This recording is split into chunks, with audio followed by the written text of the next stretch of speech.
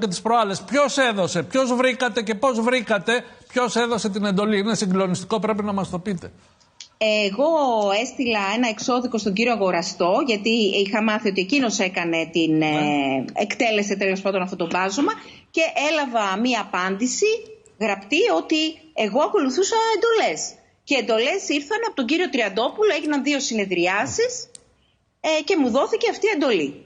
Ο κύριος Τριαντόπουλος είναι υπουργός παρά τον πρωθυπουργό. Ήταν τότε υφυπουργός παρά τον πρωθυπουργό. Υφυπουργός παρά τον πρωθυπουργό. Ναι, και σήμερα υφυπουργός κλιματικής κρίσης. Υπάρχει λοιπόν το έγγραφο, η απάντηση που σας έχει δώσει ο απερχόμενος Περιφερειάρχης Θεσσαλίας, που μιλά για 2 συσκέψεις, στις οποίες συμμετείχε εκ μέρους του πρωθυπουργού, προφανέστατα, δεν ήταν ως ιδιώτης, ο κύριος Τριαντόπουλος, και εκεί δόθηκε αυτή η εντολή.